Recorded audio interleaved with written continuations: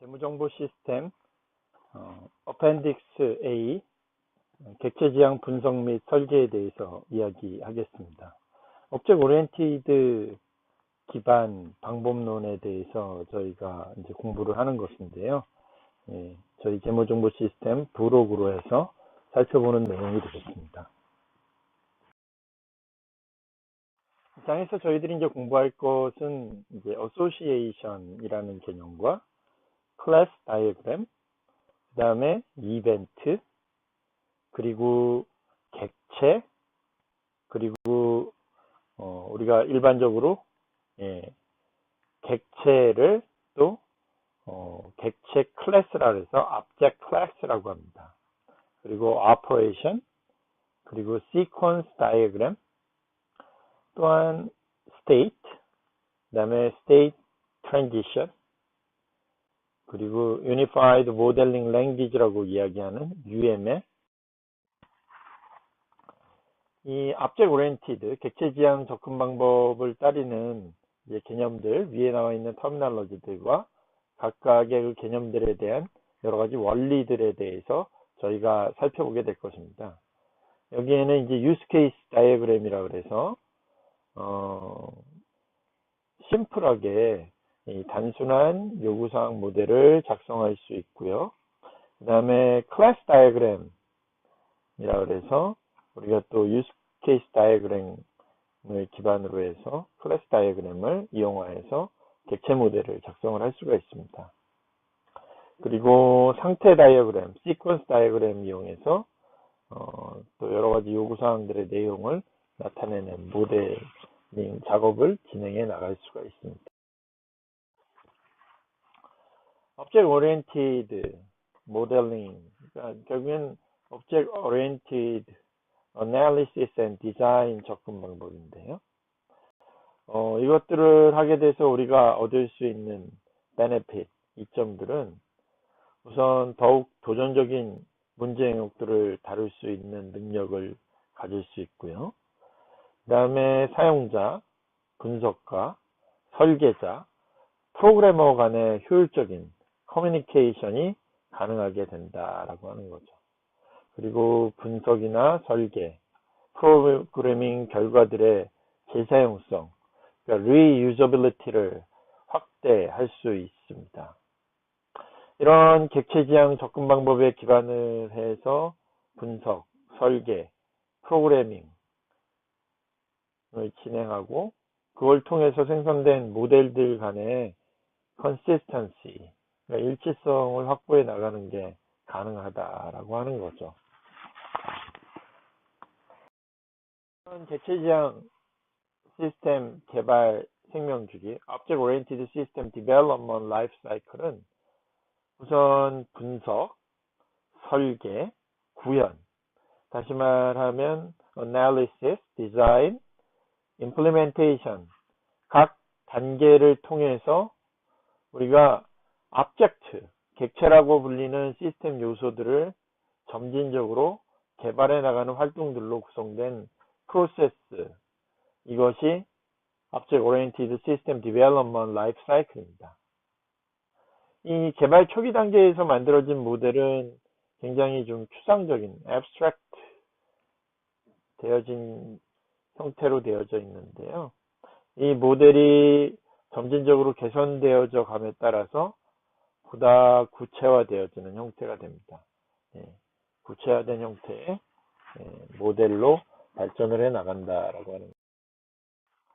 우선 이제 Object Oriented System Development Life Cycle 단계에 우선 분석 단계, Analysis 단계에서 모델은 실제 세계 응용 분야의 중요한 특성들을 표현하는 데 초점을 맞추고 있습니다.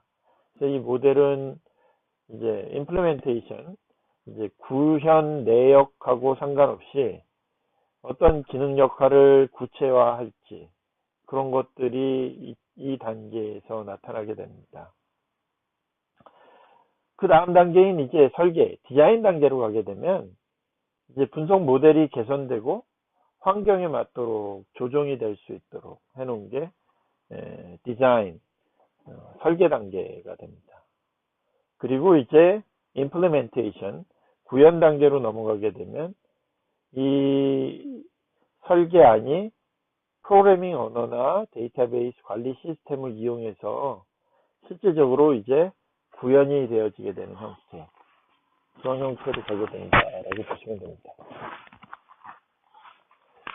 그때 이제 우리들이 이제 관심을 가져야 되는 부분은 이 객체지향 개발 방법론이 우리가 일반적으로 많이들 알고 있는 시스템 디벨롭먼트 라이프 사이클, 일반적으로 사용하고 있는 시스템 개발 생명 주기와 어떤 부분에서 유사하고 어떤 부분에서 좀 차이가 있는지, 그런 부분들을 저희가 좀 잘 살펴보아야 될 걸로 생각이 되어집니다. 그것과 관련해서 이제 보시면 Unified Modeling Language라고 해서요.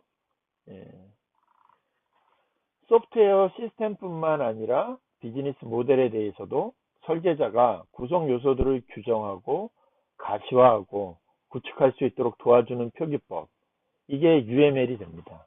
UML. 이 UML은 여기서 사용되는 이제 기법들하고 표기법들은 유스케이스라고 해서 쓰임새라고 하는 게 있고요. 그 다음에 보시는 것처럼 클래스 다이어그램이라고 나타나 있는 거를 보실 수가 있고요.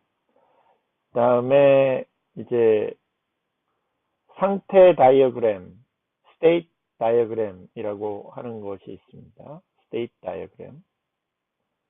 그리고 시퀀스 다이어그램이라고 해서 보시는 것처럼 여기에 기본적으로 우리가 이제 사용을 할 때 유스 케이스라고 하는 거를 기본으로 해서 우리가 UML 작성을 하게 된다라고 하는 걸 보시면 됩니다. 그러면 유스 케이스, 쓰임새라고 되어져 있는데요. 쓰임새 모델링. 시스템의 기능에 관한 요구사항들을 분석하는 경우에 쓰여진다. 이제 분석 단계에서 수행되는데, 시스템 기능에 대한 구현 방식은 신경 쓰지 않고도 단지 요구되는 시스템 기능이 무엇인지를 개발자들이 이해할 수 있도록 도와주는 데 초점을 맞춘다.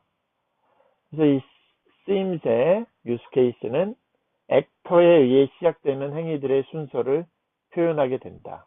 그러니까 행위자에 의해서 시작되는 순서를 표현하게 된다라고 생각하시면 됩니다.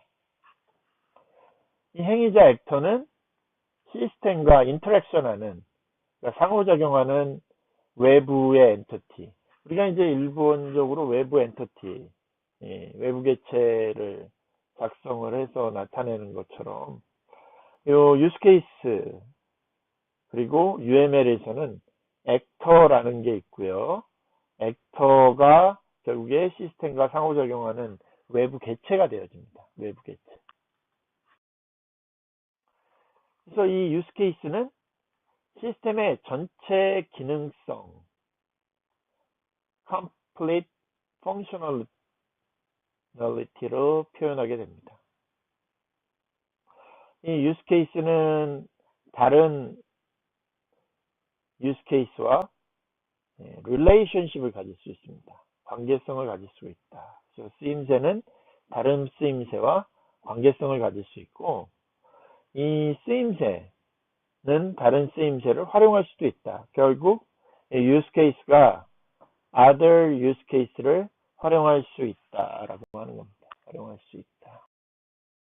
이 그림을 보시면 대학 등록 시스템에 대해서 마이크로소프트 비지오로 작성한 use case 다이어그램입니다. use case 다이어그램. 그러니까 쓰임새 다이어그램인데요. 보시는 것처럼 이제 학생이 있고요. 이제 수업 등록을 하게 되는 use case가 있습니다. 그러면 또 이제 등록 담당 직원이라고 하는 액터가 여기에 연관이 되어지고요.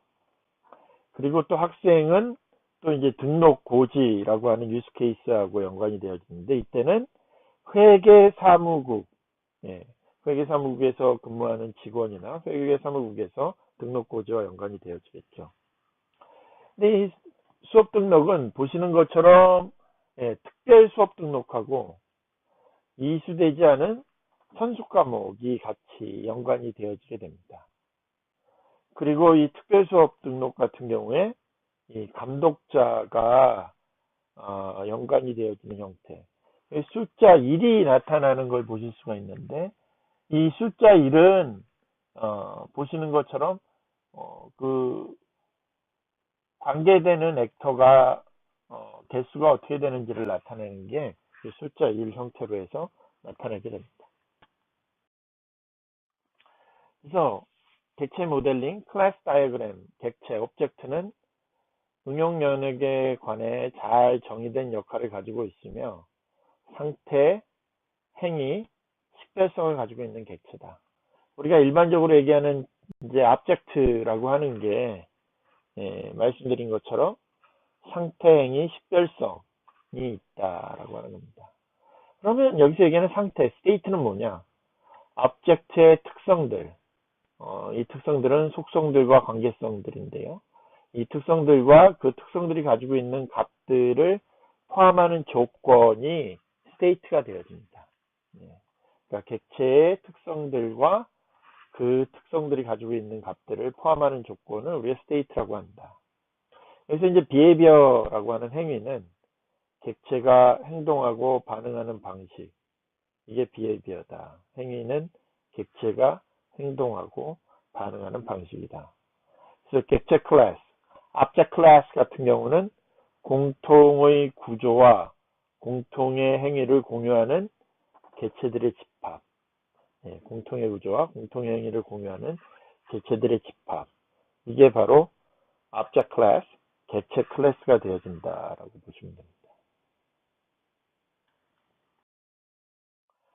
이때 이제 클래스 다이어그램, 클래스 다이어그램은 클래스는 세 개의 부분으로 구성된 네모로 표현이 된다. 이 객체들, 오브젝트들은 동일한 클래스의 다른 객체들과 관계성을 가질 수 있다라고 하는 겁니다.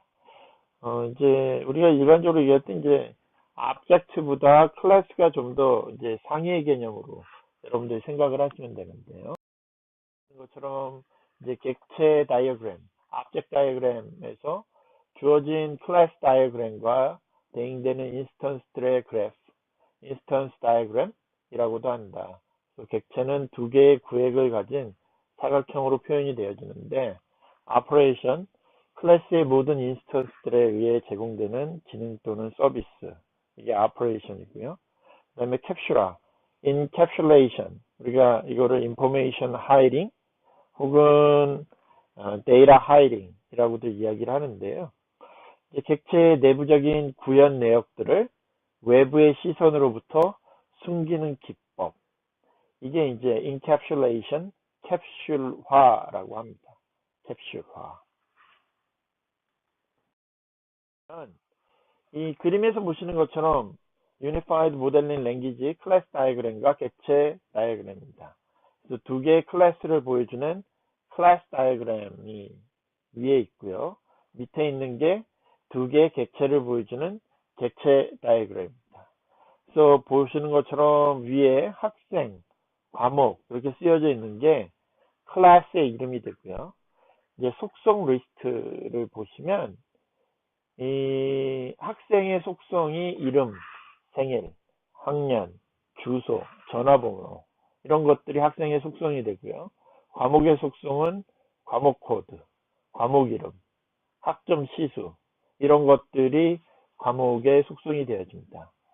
그 다음에 이제 오퍼레이션 리스트는 보시는 것처럼 이제 나이 계산, 그 다음에 평점 계산, 등록, 마찬가지로 과목에도 보시면 이제 등록이라고 하는 오퍼레이션 리스트 세 개의 영역으로 나눠져서 이제 클래스의 이름이 있고 또 속성, 프로퍼티나 애트리뷰트 나타나는 게 있고 그 다음에 오퍼레이션이 어떻게 진행되는지 오퍼레이션 리스트가 나타나는 게 있습니다.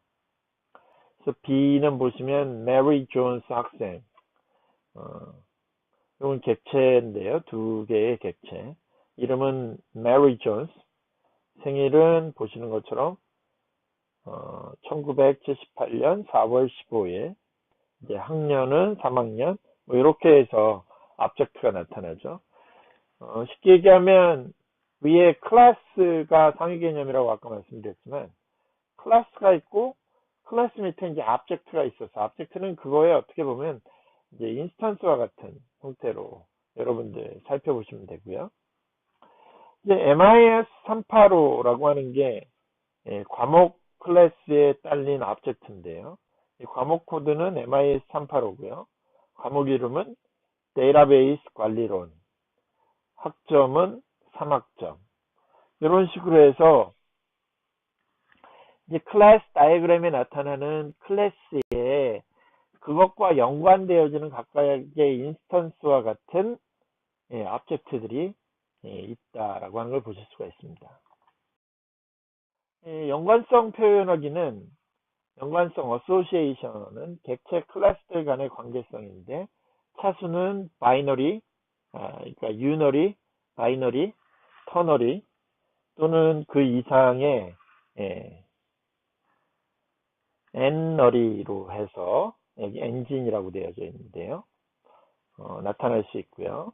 이런 어소시에이션을 가진 클래스들 간에 직선으로 표시가 된다. 그래서 관련성을 가진 클래스들 간에 직선으로 표시가 되어지고, 그 다음에 어소시에이션의 역할, 연관성의 역할은 클래스가 연관성과 관련하여 가지는 목적, 그래서 각 역할은 다중성을 가지는데 multiplicity를 가지는데 다중성은 연관성 관계를 가진 두 개의 클래스 간에 한쪽 클래스의 객체가 연관성을 가질 수 있는 다른 클래스의 객체 수를 의미하게 된다라고 하는 거죠. 그래서 각 역할은 다중성을 갖고 다중성은 연관성 관계를 가진 두 개의 클래스 간에 한쪽 클래스의 객체가 연관성을 가질 수 있는 다른 클래스의 객체 수를 의미한다라고 하는 겁니다. 보시는 것처럼 이제 그림 서로 다른 차수에 대한 이제 연관성, 관계성들의 예가 나와 있는데요. A에 나타난 게 이제 유너리, 사람이 결혼을 한다. 근데 사람이 0에서부터 1명, 또 0에서부터 1명까지 결혼할 수 있는 거고, 이제 직원이 관리를 한다. 관리자가 이제 0에서부터 1명 될 수 있는데, 관리를 당하는 직원은 이제 여기 다 표시, 여러 명으로 표시되어 있죠. 그 다음에 직원이 1대1 바이너리 형태, 직원이 주차 장소에 할당되다. 그러면 이 직원은 하나의 주차 장소가 할당이 되어지고요. 주차 장소는 이제 지금 할당이 되어지면 한 명의 직원, 할당이 되어져 있지 않으면 0명의 직원에게 할당되어져 있는 상태가 되는 거죠. 두 번째로 이제 제품 라인이 제품을 포함한다를 보시면 제품 라인은 하나에서 여러 개의 제품을 포함하게 되고요. 쉽게 얘기해서 그 제품들 중에 뭐 이제 한 가지가 있다. 만약에 뭐 유현진 선수 이름으로 나온 야구 글러브가 있다. 그러면 그 제품은 이제 야구 라인에 속하게 되는 거죠. 야구 라인에. 그 야구 라인 한 군데에 속하게 되는 거죠. 그 다음에 이제 학생이 과목을 등록하는 케이스, 다대다 케이스인데요. 학생은 이제 여러 개의 과목을 등록할 수 있고, 과목도 또한 그 안에 여러 명의 학생이 등록한 여러 명의 학생이 있을 수 있게 되는 거죠. 그게 보시는 것처럼 이제 학생하고 과목이 이렇게 나타나 있습니다. 그 다음에 이제 C를 보시면 공급사가 있고 부품이 있고 창고가 있고 이제 공급하다라고 되어져 있습니다. 보시는 것처럼 터널이 관계인데 서로 다 다대다로 연관이 되어지죠. 여러 공급사로부터 여러 부품이 여러 창고에서 공급되어질 수 있는 형태로 되어져 있습니다. generalization, 일반화라 그래서요. 이제 클래스들 간의 공통적인 특성들뿐만 아니라 관계성들에 대한 공통적인 특성들까지도 보다 일반화된 클래스로 추상화하는 것을 제너럴라이제이션이라고 그러고, 하위 클래스, 그러니까 일반화가 된 클래스가 서브 클래스고요. 상위 클래스는 일반화가 된 몇몇 하위 클래스들의 조합으로 이루어진 클래스가, 그게 이제 슈퍼 클래스가 된다라고 하는 거예요. 그 다음에 구분자 discriminator라고 되어져 있는 거는 일반화 관계성 generalization relationship에 의해서 추상화된 객체 클래스의 속성을 보여준다. 그래서 object 클래스의 속성을 보여주는 게 그게 구분자가 되고요. 상속 inheritance는 하위 클래스, 서브 클래스가 자신의 상위 클래스, 슈퍼 클래스의 속성들을 계승받는 것. 이게 상속, inheritance라고 하는 거죠. 쉽게 얘기하면 이제 학생 클래스라는 게 있고, 하위에 초등학생 클래스, 중학생 클래스, 그리고 고등학생 클래스, 대학생 클래스 등의 하위 클래스가 있다라고 하면 상위 클래스의 속성을 하위 클래스가 계승을 받는 게 inheritance, 상속이 된다라고 하는 거죠.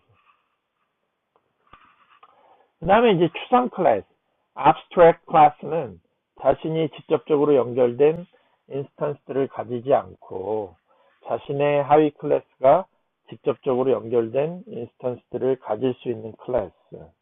이게 추상 클래스, abstract class가 됩니다.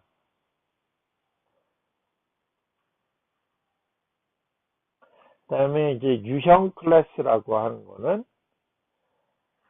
concrete class라고 해서 직접적으로 연결된 인스턴스들을 가지는 클래스.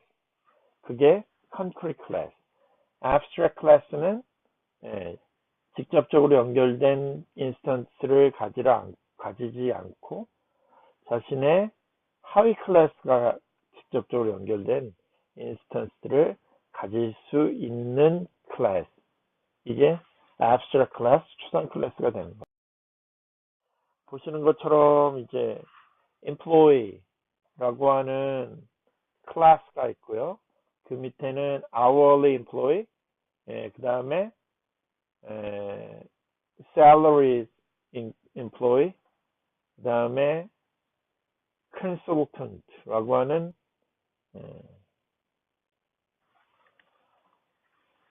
sub 클래스를 갖게 되는 거죠. 그래서 employee라고 하는 거는 기본적으로 위에 있는 employee는 여러분들 알고 있는 슈퍼 클래스가 돼서요. 여기에 나오는 employee 이름이나 employee 넘버나 address나 date hired를 밑에 있는 hourly employee, salaried employee, consultant가 다 갖게 되고요. 하지만 hourly employee는 hourly rate, 그 다음에 salaried employee는 annual salary, stock option, consultant는 contract number, billing rate, 이런 자기 자신의 또 속성을 갖게 되는 형태가 된다라고 하는 걸로 보시면 됩니다. 그리고 이제 보시는 것처럼 결국에는 이게 상속이라고 하는 inheritance라고 하는 거를 보여주는 거죠. 상위의 슈퍼 클래스가 갖고 있는 거를 하위의 서브 클래스가 상속을 받는 것을 보여주는 거고요. 그다음에 patient라고 하는 게 이제 abstract class가 되는데요. 이 patient가 이제 그 외에 다른 subclass, concrete subclass를 갖게 되는 거죠.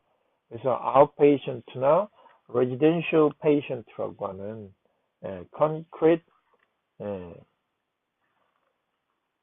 subclass를 갖게 되는 걸 보실 수가 있습니다. outpatient는 외래 환자고요. resident patient는 입원 환자가 되는 거죠. 입원 환자 같은 경우에는 보시는 것처럼 침대가 배정이 되어지고, 환자는 마찬가지로 의사, 피지션이 의해서 치료를 받는 형태. 이거는 뭐 외래 환자나 혹은 입원 환자나 마찬가지인 경우로 여러분들 보셔야 되겠죠. 집단화 표현하기, 집단화 aggregation이라고 하는 거는 부속 객체와 집합 간의 일부분 관계성을 표현한다. 즉, component 객체와 aggregate 객체 간의 일부분 관계성을 표현을 하는데요.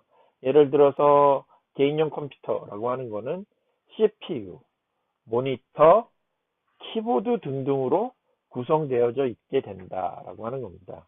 그림 A-7을 보시면 이제 개인용 컴퓨터가 보시는 바와 같이 CPU도 있고 하드디스크도 있고 모니터도 있고 키보드. 근데 키보드는 하나, 모니터도 하나, 하드디스크는 하나에서부터 여러 개, CPU는 하나에서부터 최대 4개까지 있게 된다라고 하는 걸 표시하게 되는 거예요. 아까 말씀드렸던 스테이트 다이어그램이 나타나게 되는 거예요. 이어서 동적 모델링 시퀀스 다이어그램. 시퀀스 다이어그램은 일정 기간 동안에 객체들 간의 상호작용을 묘사하게 되고요. 이제 실행, 액티베이션, 객체가 오퍼레이션을 수행하는데 걸리는 시간이 이제 액티베이션이라고 하게 됩니다. 메시지라고 하는 건 객체가 다른 객체와 커뮤니케이션 하는 수단이 그게 메시지가 되죠. 시퀀스 다이어그램은 일정 기간 동안의 객체들 간의 상호작용을 묘사하고 실행, 액티베이션은 객체가 오퍼레이션을 수행하는 데 걸리는 시간이고 메시지는 객체가 다른 객체와 커뮤니케이션 하는 수단이 그게 메시지가 됩니다.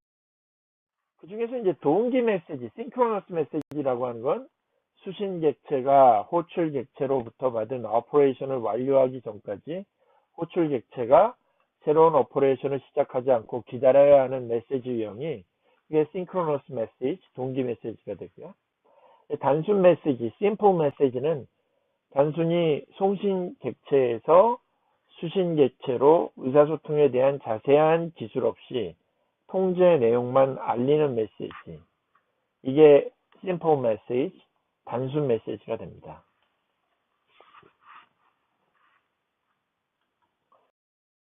보시는 것처럼 그림 A-9 같은 경우에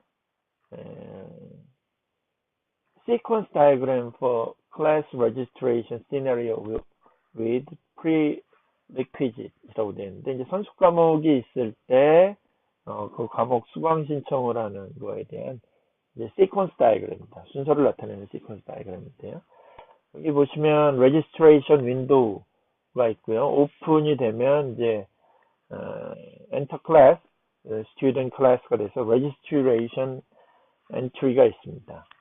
그러면 여기 보시는 것처럼 이제 check open해서 코스 오퍼링 되어진 것을 확인을 해서 true일 때 이제 선수 과목이 있는지를 확인을 하고 프리리퀴짓이 있다 그러면 다시 들어가서 프리리퀴짓에 대해서 확인을 해서 이제 프리리퀴짓을 처리하든지 해야 되는 거죠. 그렇게 해서 이제 학생 코스까지 처리가 되면 그리고 나서 이제 새로운 레지스트레이션을 하게 되는 거죠. 근데 새로운 레지스트레이션은 이제 학생 사이즈나 이런 게 증가하게 되면 그러면 이제 숫자가 점점 신청하는 숫자가 늘어나고 그런 게 나타나는 거죠. 그래서 학생이 풀이 되어지면 그때는 더 이상 신청을 받을 수 없는 형태가 되어지는 거죠. 그렇게 되어지면 여기 보시는 것처럼 이제 레지스트레이션이 더 이상 진행이 안 되는 경우도 있고요. 여기 되는 것처럼 가능하다라고 하면 그때는 컨펌을 해주는 형태로 해서 나타난 게 시퀀스 다이어그램이 됩니다. 그러니까 Object Oriented Methodology는 우리가 표현할 수 있는 방법이 여러 가지 형태로 해서 나타나게 돼요. 설계로의 전환은 기존의 분석 모델을 가지고 시작을 하고요. 기술적 상세 내역을 계속해서 추가해 나가면서 설계 모델은 분석 모델보다 더 구체적이어야 하고 컴포넌트 다이어그램, 소프트웨어 컴포넌트들 또는 모듈들과 이것들의 종속 관계들을 보여주게 되고요. 배치 다이어그램, 디플로이먼트 다이어그램은 소프트웨어 컴포넌트들, 소프트웨어 프로세스들, 그다음에 소프트웨어 객체들이 시스템의 물리적인 아키텍처로 배치되는 방식을 보여주게 됩니다. 보시는 것처럼 컴포넌트 다이어그램이 나와 있는데요. 과목 일정 생성이 있고 일정 갱신, 일정 조회, 수강 신청, 등록, 그리고 여기 GUI, 그래픽컬 유저 인터페이스에 관련된, 그러니까 우리가 필요한 컴포넌트들이 뭐가 있는지 그거에 따라서 처리하는 게 나타나 있습니다. 이 장에서는 우리가 이제 Object Oriented Analysis and Design Life Cycle Development 방법론에 대해 살펴보았습니다. 그래서 이걸 우리의 객체 지향 모델링 접근 방법이라고 해서 그것들의 베네핏, 이점들이 어떤 거 있고, 그 안에서 Unified Modeling Language는 이제 어떤 것들을 Use Case, Class Diagram, State Diagram, Sequence Diagram 가지고 사용을 한다. 그 중에 이제 Use Case 모델링을 하는 그 내용들을 우리가 살펴보고요. 객체 모델링 같은 경우, Object Modeling, Class Diagram에서 이제 Association, Generalization, Aggregation 이런 개념들을 봤고요. 동적 모델링에서 State Diagram, 마찬가지로 또한 Sequence Diagram을 보고 설계로 전환했을 때 어떻게 처리해야 되는지 그런 것들에 대해서 살펴보았습니다. 여러분들 이 장에서 나왔던 내용들 잘 기억해 주시기 바라고요. 네, 수업 시간에 다시 뵙겠습니다. 수고 많으셨습니다. 감사합니다.